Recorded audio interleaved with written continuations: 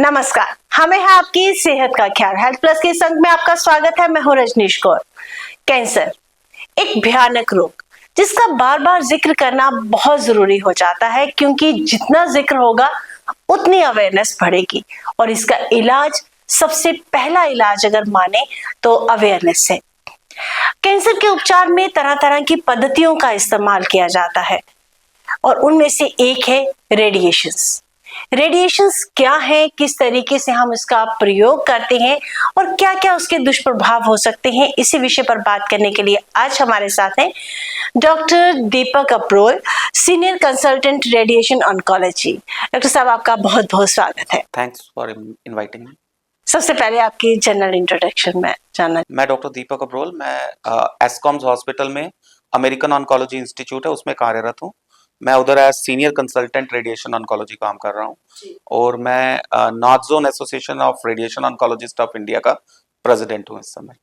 Sir, बात करते हैं कैंसर की, जो एक बहुत ही सीरियस मुद्दा है आजकल के टाइम पे।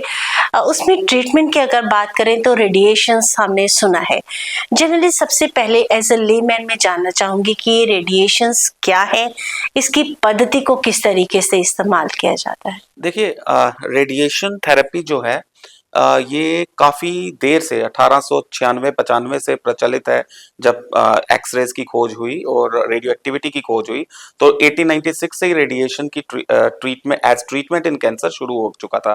तो धीरे धीरे इसकी डेवलपमेंट होती गई और आज की डेट में because of development in computer algorithms and development in techniques, development in technology, use of artificial intelligence, हम इस स्तर पर पहुंचे हैं कि ये एक मेन पद्धति, इसको वन ऑफ द मेन पद्धति कंसीडर करते हैं कैंसर की ट्रीटमेंट में। आपने पूछा इसका यूज कैसे होता है। ये रेज जो है मोस्टली दो किस्म से आजकल ट्रीट करते हैं हम। एक हो गया टेलीथेरेपी, एक हो गया ब्रेकी थेरेपी। टेलीथेरेपी मतलब टेली जैसे मतलब होता है दूर से। टेलीथेरेपी लीनियर एक्सेलरेटर और कोबाल्ट मशीन्स मोस्टली यूज होती हैं, जो सोर्स होता है ट्रीटमेंट के लिए वो दूर होता है बॉडी से। और ब्रेकी थेरेपी, ब्रेकी का मतलब होता है शॉर्ट डिस्टेंस। तो ब्रेकी थेरेपी जो होती है उसमें हम रेडिएशन सोर्स ट्यूमर के अंदर भी छोड़ सकते हैं या उस किसी कैविटी में जहां पे ट्यूमर हो उस उधर किसी माध्यम के थ्रू इंसर्ट कर सकते हैं ट्रीटमेंट के लिए। तो इन ये दो ट्रीटमेंट पद्धतिज हैं, टेलीथेरेपी और ब्रेकी थेरेपी।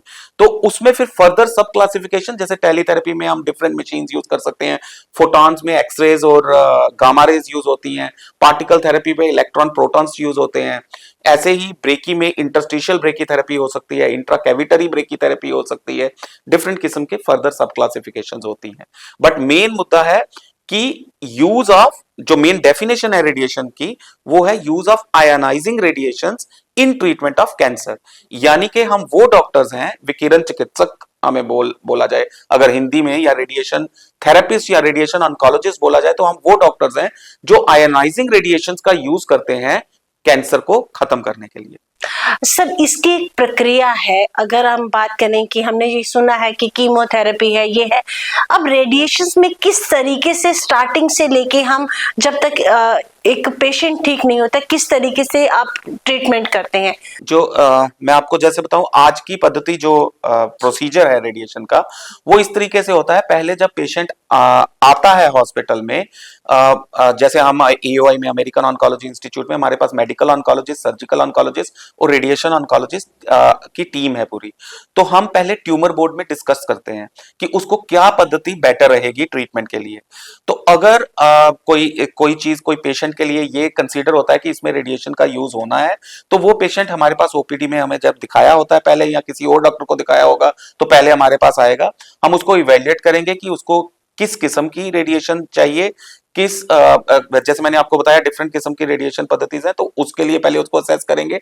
फिर उसको हम एक प्रोसीजर होता है जिसको बोलते हैं सिमुलेशन, सीटी सिमुलेशन। सीटी सिमुलेटर एक मशीन होती है जिसपे हम पेशेंट को, जैसे सिमुलेशन का मतलब हुआ वैसा ही करना जैसा हम ट्रीटमेंट करने जा रहे हैं, तो उसको उधर सिमुलेट करते हैं। उसी जैसे लंग का ट्यूमर होगा तो उसका एक सीटी स्कैन लिया जाएगा उस सीटी सिमुलेशन के दौरान, और उसके पहले, उस सिमुलेशन लेने के पहले उसको मोल्ड रूम में ले जाके एक वैकलॉक या उधर ही वैकलॉक तैयार किया जाएगा। वैकलॉक एक ऐसी चीज होती है, यहाँ हेड एंड नेक के केस में हम थर्मोप्लास्टिक मास्क यूज करते हैं जिससे इमोबिलाइजेशन हो जाए, इमोबिलाइजेशन डिवाइस। क्योंकि जब आपको पता है रेडिएशन के साइड इफेक्ट्स भी होते हैं, तो अगर मैं ट्रीट करने जा रहा हूं तो फोकस उधर ही लगे जहां पे मैं करना चाहता हूं, तो मुझे पेशेंट को इमोबिलाइज करना पड़ेगा, ताकि ये ना हो कि जब हम उसको मशीन पे रखें और रेडिएशन बीम ऑन करें तो वो कहीं हिल विल जाए और ट्यूमर ट्रीटमेंट एक जहां पे जानी है वहां ना जाके कहीं और चली जाए। तो इसलिए हम उसको पहले इमोबिलाइज करते हैं, फिर उसका सीटी सिमुलेशन करते हैं। वो हमारे कंप्यूटर सिस्टम्स में आ जाता है जिसपे रेडिएशन प्लानिंग होती है, जिसमें मैं पहले सपोज लंग का एक एग्जांपल ले लेते हैं कि लंग का ट्यूमर है, तो मैं पहले ग्रॉस ट्यूमर वॉल्यूम, ट्यूमर का जो वॉल्यूम है वो डिफाइन करूंगा एज ए रेडिएशन ऑन्कोलॉजिस्ट। फिर क्योंकि आपको भी पता है कि कैंसर उस जगह तो रहता नहीं, पुराने जमानों में इसको डोगरी में जड़ें अला फोड़ा आते हैं, तो वो पुराना जो है वो ठीक कहते थे कि रूट्स होती हैं इसकी, तो वो रूट्स हमें खत्म करनी है। इसके लिए उस क्रॉस ट्यूमर वॉल्यूम के साथ उन जगहों पे जहां वो जा सकता है, जो मेरी क्लिनिकल नॉलेज में है एज डॉक्टर, मैं उसको एक वॉल्यूम दूंगा जिसको मैं बोलूंगा क्लिनिकल टारगेट वॉल्यूम। और फिर जब वो मैं पेशेंट मशीन पे ले जाके ट्रीट करने लगूंगा तो बड़ी सारी संभावनाएं हैं कि कुछ ना कुछ, क्योंकि मैंने बिल्कुल मिलीमीटर एक्यूरेसी से मैं ट्रीट करना चाहूंगा कि इधर का उधर ना जाए, तो मैं प्लानिंग टारगेट वॉल्यूम दूंगा 0.5 mm या 1 सेंटीमीटर का, या जैसे भी डिफाइंड क्राइटेरियाज हैं उसके हिसाब से उसको एक मार्जिन दूंगा, उसको बोलते हैं प्लानिंग टारगेट वॉल्यूम। तो वो करके मैं डिफाइन करूंगा। उसके बाद जो वो सिस्टम होता है, हमारे एक टीम होती है जिनको बोलते हैं फिजिसिस्ट, मेडिकल फिजिसिस्ट, एक स्पेशलाइज्ड ब्रांच है।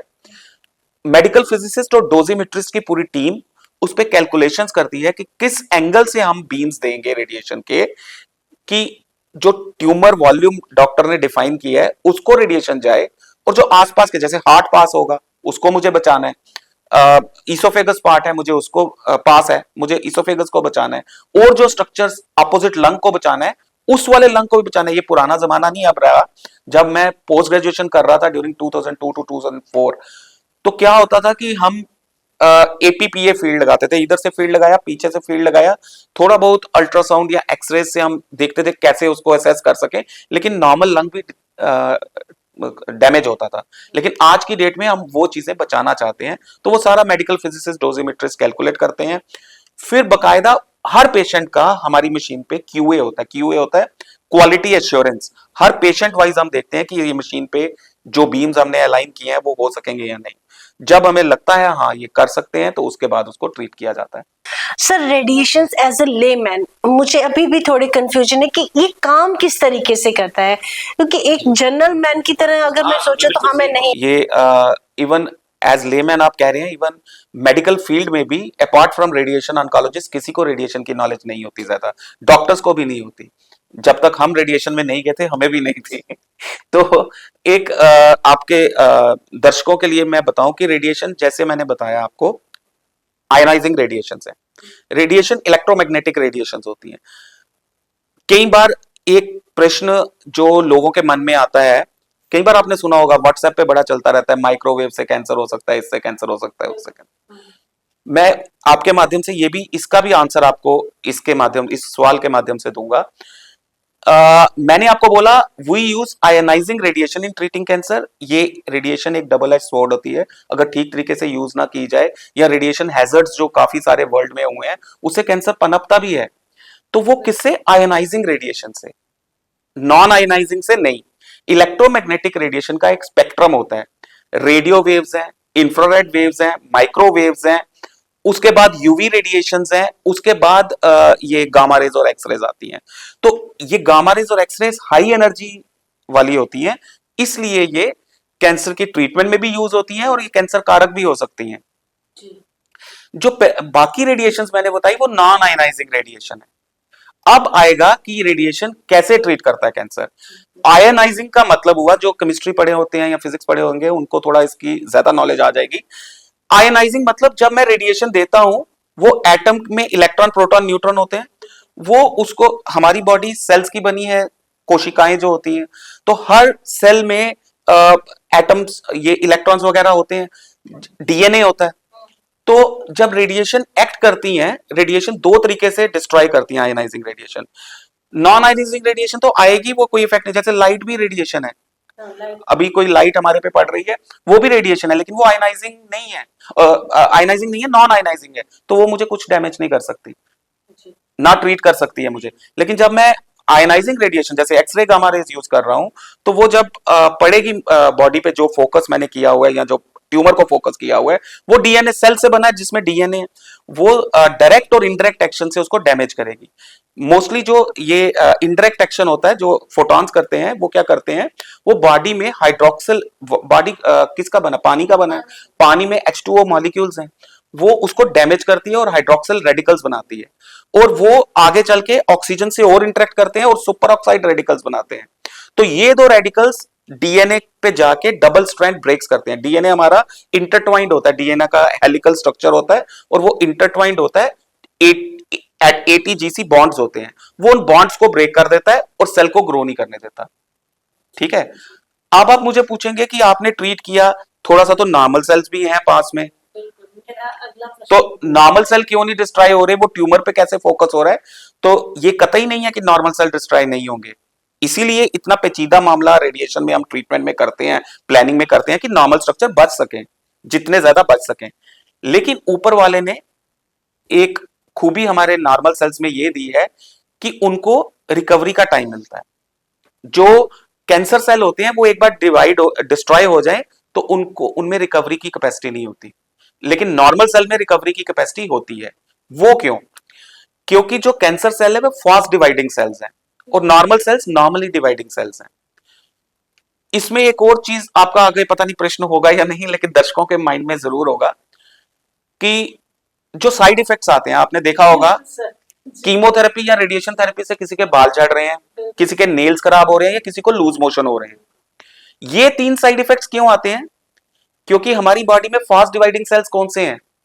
हेयर, बाल फास्ट डिवाइडिंग करते हैं, नेल्स फास्ट डिवाइडिंग करते हैं, और इंटेस्टिनल सेल्स जो होते हैं वो फास्ट डिवाइडिंग होते हैं। तो जब कीमोथेरेपी और रेडियोथेरेपी दोनों जब हम यूज करते हैं ट्रीटमेंट के लिए, वो एक तो फास्ट डिवाइडिंग सेल्स पे, जैसे मैंने बोला मुझे कैंसर की ट्रीटमेंट के लिए फास्ट डिवाइडिंग सेल पे हिट चाहिए, तो वो उनको तो हिट करते हैं, बॉडी के फास्ट डिवाइडिंग सेल को भी हिट करते हैं। तो बाल झड़ना शुरू हो जाते हैं, नेल वो हो जाते हैं, और डायरिया हो जाएगा किसी को अगर कोई इन्फेक्टिव चीज खा लेगा। ठीक है, तो मेन जो प्रश्न था आपका, उसका ये आंसर है कि ये एक रेडिकल्स बनाती है और डीएनए डैमेज करती है, जिसमें फास्ट डिवाइडिंग सेल्स डिस्ट्रॉय हो जाते हैं। नॉर्मल सेल को हम वक्त मिलता है ग्रो करने का। वो कैसे? रेडिएशन मंडे टू फ्राइडे हम करते हैं, सैटरडे संडे ऑफ रखते हैं। कई लोग सोचते हैं ये वीकेंड ऑफ है, लेकिन ये वीकेंड ऑफ नहीं है, ये हम नॉर्मल सेल को ग्रो करने का टाइम दे रहे हैं, वापस आने का टाइम भी दे रहे हैं, तो उसमें वो वापस ग्रो करते हैं। तो इसीलिए डिवाइडेड डोजेस में रेडिएशन दी जाती है। एक मुक्त में मतलब 60 ग्रे अगर मैंने डोज देनी है, रेडिएशन की डोज ग्रेज में होती है, वो एकदम मैं 60 ग्रे या 70 ग्रे नहीं दूंगा, 2 ग्रे पर फ्रैक्शन दूंगा, धीरे धीरे दूंगा। सर, कैंसर का इलाज रेडिएशन से कितने हद तक हम सफल मानते हैं? रेडिएशन से जो कैंसर का इलाज है वो 4 किस्म से का होता है। जो आपने बोला कितना असर आएगा रेडिएशन से, इसमें रेडिकल ट्रीटमेंट होती है। रेडिकल मतलब मैं क्योरेटिव इंटेंट से जा रहा हूं। एडजुवेंट ट्रीटमेंट होती है, जैसे ब्रेस्ट कैंसर का पेशेंट है, सर्जन ने ऑपरेट किया, मेरे पास भेजा कि आगे पीछे जो ड्रेनेज एरिया उनको रेडिएशन कर दो ताकि दोबारा ग्रो ना करे, उसको एडजुवेंट कहते हैं। नियो एडजुवेंट ट्रीटमेंट होती है। नियो एडजुवेंट हो गई जैसे रेक्टम में जो पॉटी वाला रास्ता है, अगर उधर ट्यूमर हो तो पहले पेशेंट हमारे पास भेजा जाता है, पहले रेडिएशन और कीमो करने के लिए, और बाद में सर्जरी की जाती है, तो वो न्यू एडजुवेंट हो गया। और चौथा तरीका है पैलिएटिव। पैलिएटिव मींस कि पेशेंट 4th स्टेज में है, उसको बोन में बड़ी ज्यादा पेन है, वो कहीं से ब्लीड कर रहा है, उसको रेडिएशन चाहिए रोकथाम के लिए कि वो खत्म हो जाए, दैट इज पैलिएटिव ट्रीटमेंट। तो ये 4 किस्म से होता है। जो पैलिएटिव ट्रीटमेंट है वो तो हमें पता है स्टेज 4 में सिर्फ हम पैलिएशन के लिए कर रहे हैं कि उसको सिम्टम रिलीफ आ जाए, वो तो क्यूरेटिव इंटेंट से नहीं कर रहे हैं। लेकिन जो एडजुवेंट ट्रीटमेंट है, जो रेडिकल ट्रीटमेंट है, और जो न्यू एडजुवेंट ट्रीटमेंट है, वो 100% क्यूरेटिव इंटेंट से हम कर रहे हैं। अगर स्टेज 1 और 2 में मेरे पास कोई ट्यूमर आता है तो वो पूरी तरीके से क्योरेबल के 100% क्योरेटिव चांस है, 100%।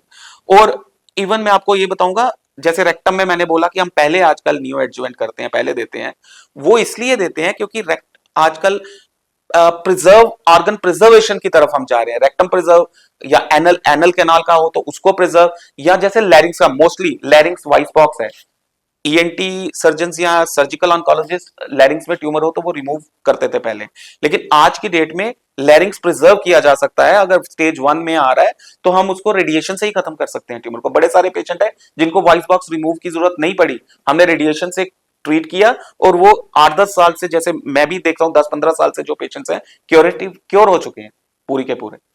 तो इसके अलावा एक और जो प्रिजर्व कर सकते हैं हम ऑर्गन, वो है यूरिनरी ब्लैडर। पेशाब की थैली के कैंसर में आगे यूरोलॉजिस्ट जब ट्रीट करते थे तो वो इधर से पेशाब का रास्ते के लिए पाइप्स लगा देते हैं और बाहर बैग्स रहते हैं, कंबरसम होता है, कई बार पेशेंट नहीं करना, हालांकि वो उनकी ट्रीटमेंट और हमारी ट्रीटमेंट के रिजल्ट बराबर है।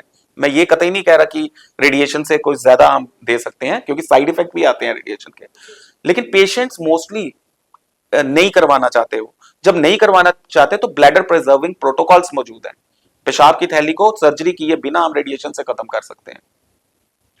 और क्यूरेटिव इंटेंट में अगर मैं आपको बताऊं, कोई ट्यूमर जो छोटा सा लंग में, जैसे स्टेज 1 का ट्यूमर है, तो उसको आजकल हम एसबीआरटी करते हैं, उसको बोलते हैं स्टीरियोटैक्टिक बॉडी रेडियोथेरेपी, या ब्रेन में स्टीरियोटैक्टिक रेडियो सर्जरी करते हैं, वो हम करते हैं।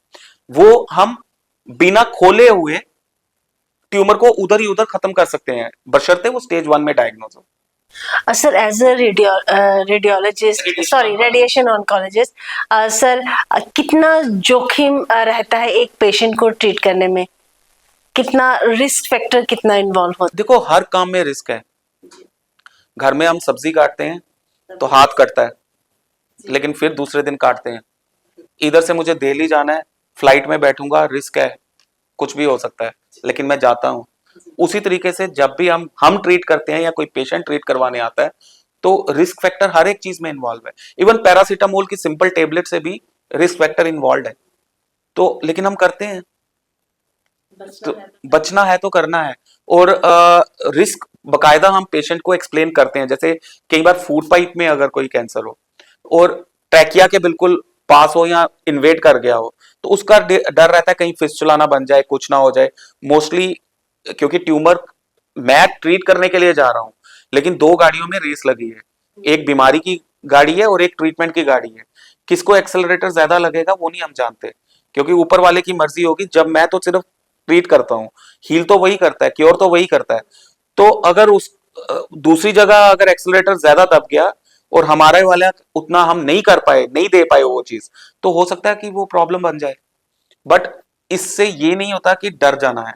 हर चीज में अगर किसी को कोई भी प्रॉब्लम होगी, ये सिर्फ कैंसर की बात नहीं है, अगर हम गॉल ब्लैडर की सर्जरी कराने भी जा रहे हैं उसमें भी रिस्क है।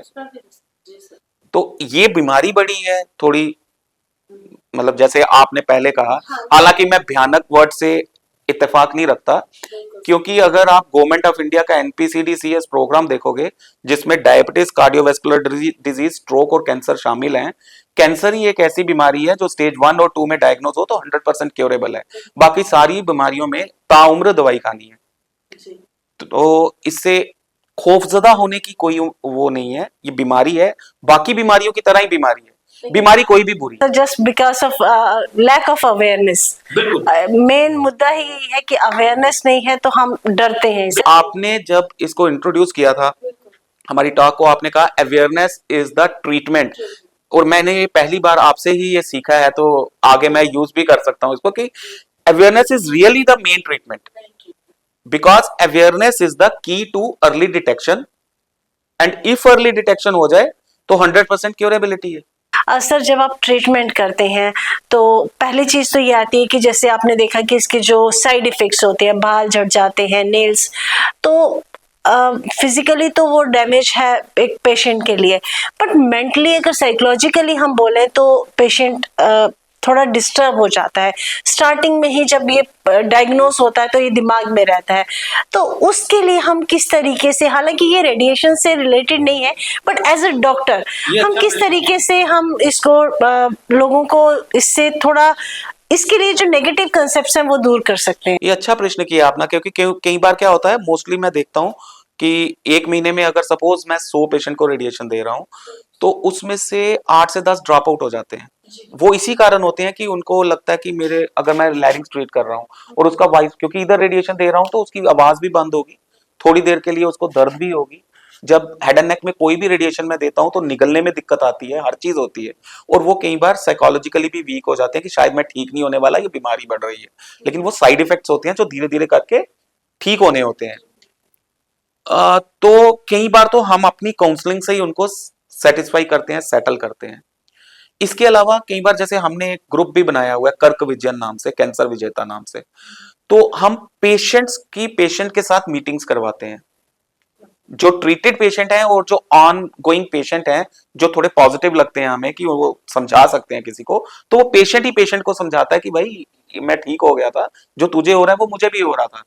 तो डॉक्टर की बात वो कम समझते हैं, उनकी बात ज्यादा समझते हैं। बड़ा रेयर होता है, इक्का दुक्का पेशेंट होते हैं जो उससे भी नहीं समझते, तो उनके लिए हमें साइकोलॉजिकल काउंसलिंग लेनी पड़ती है, साइकेट्रिस्ट की भी कंसल्टेशन कई बार करवानी पड़ती है। फैमिली सपोर्ट सर इसमें? फैमिली सपोर्ट मेन है, फैमिली सपोर्ट भी मेन है। और कैंसर के पेशेंट जैसे आप बोल रहे हो वो घबराते हैं, तो जो उनके अटेंडेंट्स होते हैं वो भी घबराते हैं, उनकी भी काउंसलिंग की कई बार जरूरत पड़ती है। बट जिस पेशेंट की फैमिली सपोर्ट होती है, मैंने अपने एक्सपीरियंस में अब 22-23 साल हो गए मुझे ये देखते हुए, जिसकी फैमिली सपोर्ट अच्छी होती है और जो पॉजिटिव रहता है अपने आउटलुक में, वो पूरी तरीके से क्योर हो जाता है। लेकिन अगर थोड़ा वहम की तरफ कोई ज्यादा जाए, थोड़ा नेगेटिव हो जाए, negative thoughts lead to hormonal milieu change, तो वो ये एक नोन फैक्ट है कि वो थोड़ा प्रॉब्लम क्रिएट करता है। सर जाते जाते हमारे दर्शकों को कुछ ऐसा संदेश जो आप अपने माध्यम से देना चाहेंगे? देखिए, वर्ल्ड कैंसर डे है 4 फेब को, तो अच्छा है कि ये आप एक संदेश आपके माध्यम से जाएगा पब्लिक में। कैंसर से बचना आवश्यक है, क्योंकि अर्ली, एक तो कैंसर में एक जो आपने शुरू में बोला कि कैंसर एक भयानक रोग है, मैं सबसे पहले बताऊं कि कैंसर एक प्रिवेंटेबल रोग है, प्रिवेंटेबल रोग है। कैंसर होगा ही नहीं अगर आप अपनी जीवन शैली में सर्टन चेंजेस करेंगे। अपनी वेस्ट लाइन की तरफ ध्यान दें, उसको ना बढ़ने दें। सिगरेट का इस्तेमाल बिल्कुल बंद कर दें, 40% कैंसर होगा ही नहीं। अल्कोहल मॉडरेशन में अगर अवॉइड कर सकते हैं तो बिल्कुल अवॉइड करें। और उसके अलावा हरी पत्तेदार सब्जियों का सेवन करें। अपनी डेली रूटीन में आधा घंटा व्यायाम को सम्मिलित करें। अगर इन चीजों को आप सम्मिलित करेंगे, हेपेटाइटिस बी वायरस की वैक्सीन और महिलाओं के लिए सर्विक्स कैंसर के लिए ह्यूमन पैपिलोमा वायरस वैक्सीन का इस्तेमाल करेंगे, तो 50 से 60% कैंसर होगा ही नहीं। तो उसके अलावा अगर कोई भी आपको अपने शरीर में कोई ऐसा घाव लगता है जो नहीं ठीक हो रहा, कोई किसी मूत्र या पखाने के रास्ते अगर आपको खून का स्राव लगता है, महिलाओं के लिए अगर वो स्तन में गांठ महसूस करती हैं, या बच्चेदानी की गर्दन से खून का स्राव होता है, या कि तिल या मस्से के आकार में परिवर्तन आता है, या उसमें हेयर ग्रोथ होती है, कोई ऐसी खांसी जो लंबी देर से है और वो ठीक नहीं हो रही, या कि आपको अकारण वजन घट रहा है, तो आप अपने निकटतम डॉक्टर को संपर्क करें। जरूरी नहीं ये कैंसर हो, इसमें जितने भी मैंने सिम्टम बताए ये कैंसर के सूचक हैं, लेकिन 5% ही ऐसे लोग कैंसर में वो होंगे। लेकिन अगर अर्ली डायग्नोज होंगे तो 100% क्योरेबिलिटी होगी। स्वस्थ होगा भारत तभी समृद्ध होगा भारत। बिल्कुल सर। सर आप हमारे स्टूडियो में आए, हमें बहुत अवेयरनेस दिया आपने हमें, और हम चाहेंगे कि आपके माध्यम से आगे भी हमें, हमारे दर्शकों को अवेयर करने के लिए आप जरूर यहाँ पर आए। हेल्थ प्लस के एक नए अंक में आपके साथ पुनः हाजिर होंगे, तब तक के लिए जय हिंद।